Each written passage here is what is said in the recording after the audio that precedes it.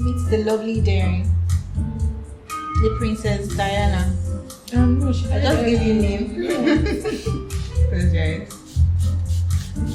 Okay, so we're going to be playing a little bit of question and answer. I didn't consent. So can I meet you? Please, what's your name? Who are you? Who's this beautiful lady seated on my chair? Hello, my name is Daring. Aderiola, but Daring for short. Nice to meet you, Daring for short. Nice to meet you, woman that I've known for like. Oh yeah, that's true. Happy face. The last thing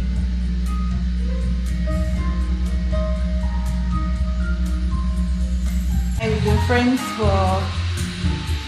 since 200 level. How did you meet? Can you guys help? Yeah, so we met in 200 level. We're roommates. She was the last person to join the room. So I had a friend in the room that we were roommates in 100 level.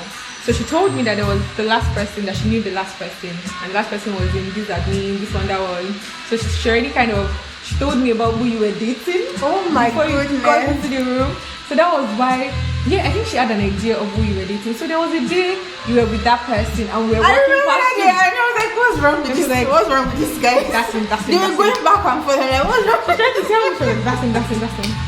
So yeah, and then we now found out that we knew the same people. It was such a random coincidence. Yeah. There was this other person in our room that had a friend, and then the friend came in and said she knew she was siblings with somebody that you went to school with, Mubara's friend.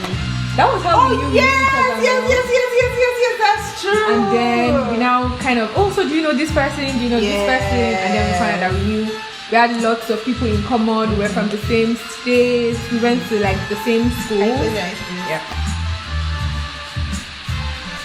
Not necessarily the same school, but you did come to my school for summer lesson Like twice. And so my sister also went to your school. It was just a lot of coincidences that we had known each other before. So yeah. And then I could tolerate that. Wow! Did you say tolerate? I didn't mind. Because I was going to ask you, did you like me? When we first met, I don't think I knew you well enough. I knew you were very calm. Okay, hold on. Let me say this, guys. You guys, my friend, she gives the most diplomatic answers. Oh wow. If you ask her, what do you think about it? She said, you don't know what the person has gone through. If you can't be positive, why be negative? So she's so that's what you're about to hear. So go on. Okay, but that's the thing. I didn't know you well enough. You were very quiet. You see, the question I asked her, did you like me very much? But that's the thing. Okay. First opinion. What was your first opinion? That's the thing. I try not to form first opinions about people. Okay. Because it will last very long, and then it won't give me the grace to know the person for who they are. So if I meet you, and even if our first interaction wasn't great, I will still say, okay, let me see. There may be 2 more interactions and then you don't change. Then I know, okay, this is who this person is. So when I first met you, you were very calm. We didn't have any negative interactions. So yeah. No negative vibes. I don't think so. In fact, we were locker mates. Yeah, that's true. Because she was the last person and I picked. So then we had to share lockers. That school was low-key ghetto, so because why? But yeah. And then because I resumed it, I had to stay on the up one. Beside the door. Oh my god, your bunkmates. I wasn't happy. But that's what you get. Why did I resume late? It was intentional. So that you make an entrance. You know, we always resume late now. Nobody wants to resume early. So please wake up.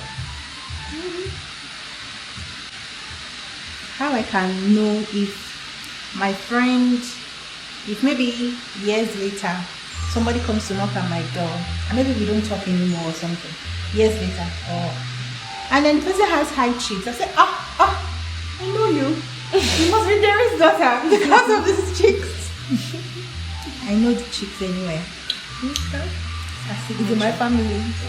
Everybody has it. It's beautiful. Thank you. Because I don't see many people with this high cheeks. So that's why I say it has your trademark on it. I'm good. And I've been promised payment, so very good. Jesus paid the price. He paid it all. Jesus paid it all. I think that's even going That's too what- far. That's good. I'll just say with a word, I'll say bittersweet. Bittersweet. Because he had its ups and downs, but overall, I thank God for the year. Honestly, I would say trust God. Even when it does not make sense, even when it seems like honestly, I think it's just trust God, because sometimes it might seem like nothing makes sense, or some promises that you've been given, or some words that you've received, you don't necessarily know when it's going to actualize or anything. But in anything, just trust God. Just trust that He knows what He's doing, and don't try to do it in your own strength or try to force it. Honestly, just let God do His thing. As human beings, you want to plan, you want to know, okay, by 20 I'll do this, by 24 I'm doing this. You want to plan, but that's not how God works. So if you try to superimpose your own plans to how God has planned the trajectory of your life, Whatever your eyes see. you take it though. So I think trusting God is just like letting go of things that you can't control in times that you see that you can't control it. Of course, there are some times where you know you have to do this, but in times when you don't even know what to do, honestly, just let God do His thing. So what if you actually know what to do, but it seems as though in that moment you shouldn't do that which you know? I think that's why in life we all have some kind of support system, be it the church, be it your family. I think in times like that, after you have inquired of God and say you've been given the go ahead, you go. But if you've not, you can take a step back and try to see the bigger picture, and try to also, seek mentorship or seek advice from people that maybe have gone through similar things, or they have more life experience than you do. So yeah, I think that's when community comes into play. My friend is an evangelist, so you guys, serious evangelist. Upcoming. I think this foundation is a bit light. At this point, I was trying out another foundation to see if it was going to be a more, closer match to her skin tone. I think it was still a little bit lighter, but it still worked. Okay, so let's review this product together. This Easy Blur. The advertisement is that it's gonna give you a face like filter. Yes. And let me look at it. Let me see. If you're wondering if you should buy the Huda Beauty Easy Blur, well, it's just like a regular foundation. Well, this is such a full circle moment. Remember when my sister was learning makeup? Yeah, I took you there to do model. Isn't that Pretty please. Remember that I took you to come and do a model that day? Okay, I did a model. Are you serious? I can't remember. Your Miss elder sister too. One time she used to be a makeup artist. So you do model for Yes. I did a model. Are you serious? Do you have pictures from that time? If anybody will have my sister, I'm not sure. Now guess who's my model? Me. Now we are going into her concealer application. Now that shade of bronzer that I used was not exactly her shade, so it's not showing so much, and I would have to redefine it with the powder contour. Restaurant vibe.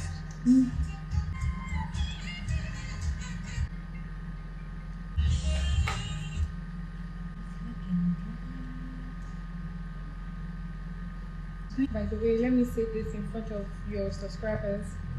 Temitayo, the owner of this YouTube channel, has decided to give me what to wear to church, because Wow. she also has a ready-to-wear brand called Yolani.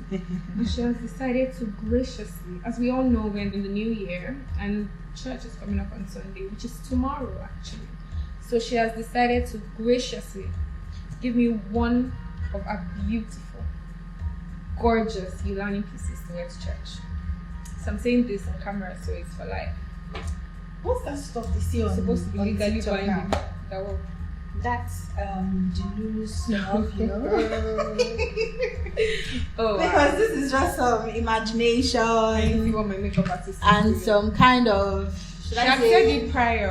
I don't know why she's acting brand hallucination. new. Oh wow. Oh wow. Please close your eyes. Ooh. Look at that Chinese. I'm gonna raise it up from now. Nice.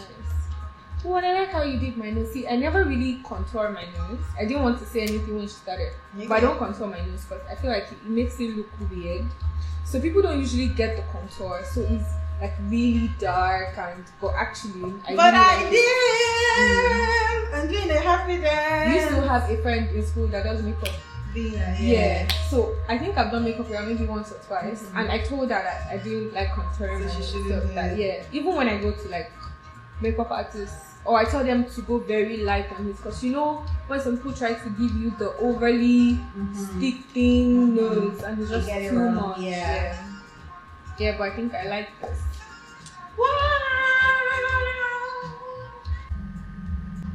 What do you think the makeup is? What do I think it's used? Like the makeup looks So, going for. no. So if I ask now, what is Ademiela made of? Oh. I don't think I've ever thought about that before.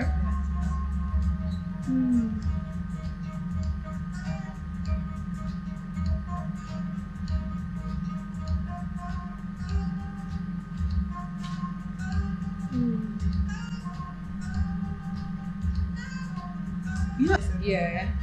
So obviously everybody's made up of like their values, their principles, their morals, basically. So, you know, life experiences and everything that's kind of brought me to this point today where I'm sitting in your chair and you're doing my makeup. Those are things that, you know, I would say are my makeup. So my family, my friends, the schools I went to, the relationships I've made over the years. Yeah, I think everything has in one way or the other shaped me to be who I am. So let's say if I hadn't gone to the school I went to, I would have met you. But is that not just funny?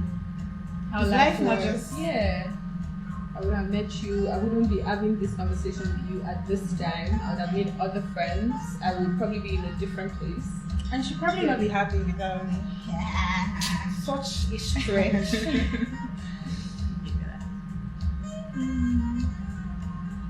It's true. Because I feel like if you were in Lagos, you most likely have lost touch of the school. Yeah, to an extent. Yeah, so life is funny. So in your relationship with God, what was the striking thing for you? You know how they say, okay, you sold me, you sold me on this person. What's completely sold you to Christ? You know, I think most people, you grew up with one religion or the other, whether you accept it fully or not. So I grew up a Christian, I went to church, I was a bit active in church, both in school. But when I got to uni, I wasn't as active, but at least I remember my secondary school, I used to teach children's church. Oh, really? Wow. I already told you that my friend was an evangelist. I was flesh and blood did not reveal it to me. So yeah, you know, to an extent you say you were a Christian. I was a Christian. But Sorry?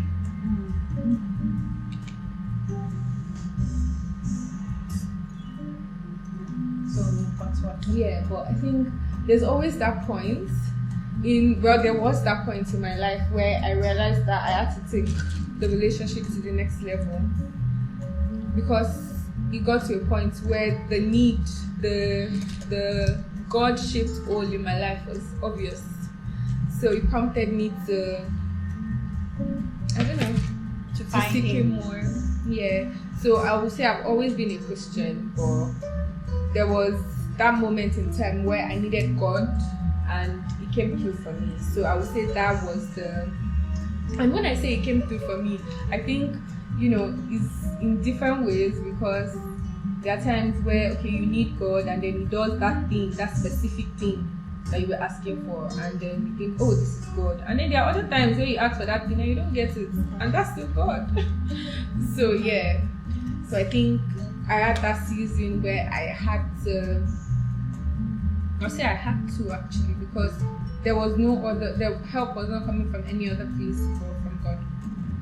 So yeah, with that, and what completely sold me, according to the question, honestly, I would not say there was a particular thing that happened. It was just little bits and pieces of moments that it was just between me and God, that it was not one big thing.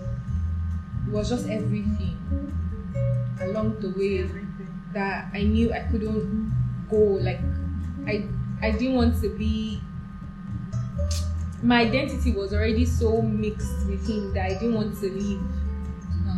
Basically, like, so there wasn't one moment. Like, if there was a moment, then that means there might have been another moment that would have been the turning point. But it was just like little intricacies that just like found its way into my life, and before I knew it, You're right where you are. yeah. So since you mentioned there are times when, he came through for you, and other times when you don't get what you want and it's still God. So how do you deal with disappointment? Like when you've been expectant, you've prayed, you've fasted, you've done everything, and you were quite sure you were going to get it, but all of a sudden, it's like, nothing for you. Nothing for you. I would say, first thought I was just going to say, just you pray through it and then just accept. But that's not true. There are times where you have to wrestle with acceptance. Funny enough, there's this devotional on the YouVersion app, and he talks about healing from Such beautiful man. Oh, I knew it. And he talks about healing. Healing from life's disappointment or not. And he used a particular example in the Bible of the Israelites after they had just left Egypt, and they were kind of, sorry, you guys. I just have to see that pretty smile.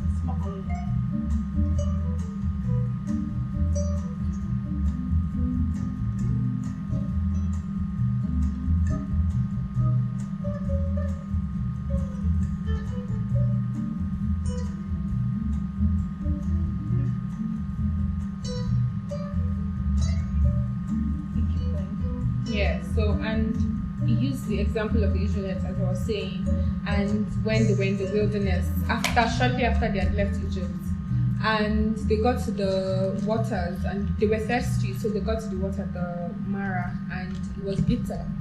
And God asked Moses to cut a tree and throw it in the river, and it became sweet. And the devotional spoke about how in life you will be faced with disappointments. Like Jesus said, in this life you will go through trials and tribulations, but be of good cheer, for I will overcome the world. Now that means it's always, in the good and bad of life, there is always disappointments. Even sometimes when you've prayed and you've done all of these things and you've asked God for help and whatnot. But honestly, I think you just have to know that God is not evil, and He would not, I don't want to use the word disappoint, but He always knows what is best for you, even when you can't see it. The Bible says there's a way that seemeth right unto a man. There might be a way, there might be a thing that seems so good that you just feel like this is what you need at this point in time, nothing else. But truly, God knows He knows the end from the beginning. He has the bigger picture. So in times like that, I think, because it's quite difficult. Yeah, because there are times where you have to contend with it and remind God of His word, and then there are some times where you have to let go. So honestly, I think times like that, you just have to pray for grace, either to carry on or to let it go. because at the end of the day we are all humans, and disappointments are it's not funny. It's not funny. It's not funny. So honestly, and I think because God is our Father, He's very receptive to questions. You can ask Him questions. You can go back and say, this is not what we talked about, and remind Him, and cry and rant and vent and do everything that you need to do. But at the end of the day, you also have to remember that every good and perfect gift comes from Him. And honestly, He loves you too much. It's like watching a little child gorge on candy. And even though they love it so much, at some point you have to tell them it's enough, because you know what is best for them, and you know in the long run it wouldn't be good for them. So I think we also have to, that's where trusting God comes in. You have to trust that, okay, God, I've left this thing, even though I really want it. I said I should bring it, or you're saying it's not going to work out, so I just have to trust you. That's so good. That's so good. Most people feel like they can't ask God. Most people feel like they can't ask God questions. That's so true. Right? Yeah. So you can go back and complain and say everything that you would say. Just speak to Him. Like He said, when you pray, it's peace that surpasses all understanding. When you go to the place of prayer, tell Him. It's peace. Exchange. So Awesome. Thank you for that.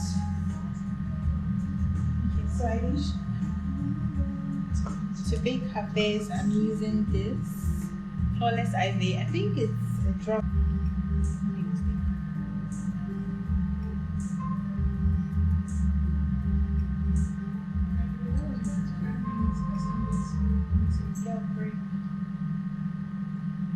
Using this Easy Bake and Snatch by Huda Beauty.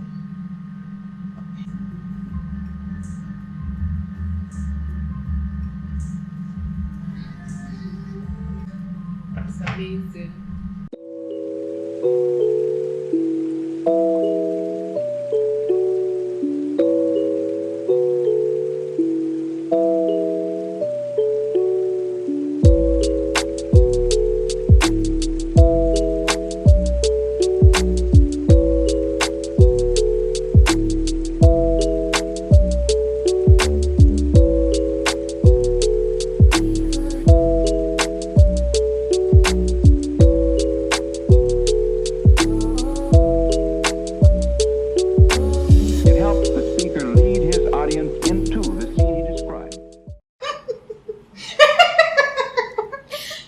The hell is Dolby?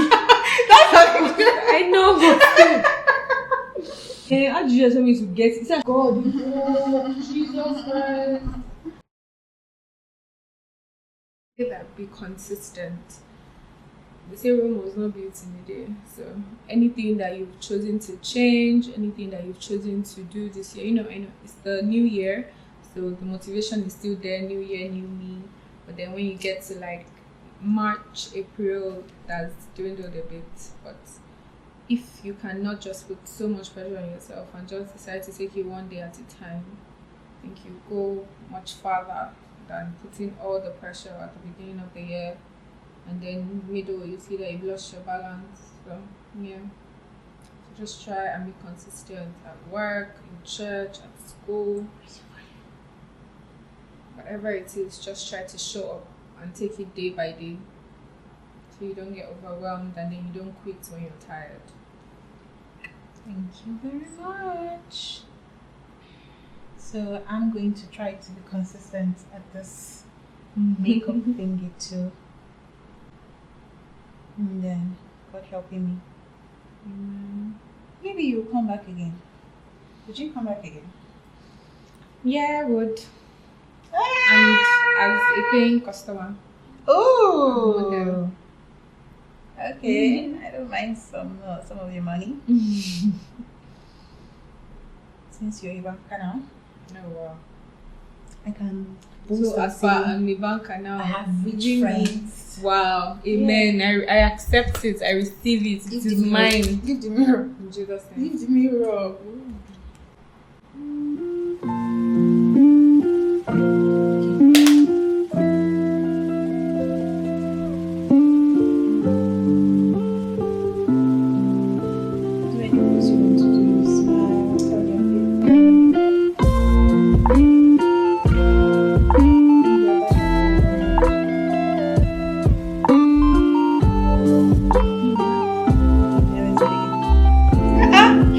I'm a cutie.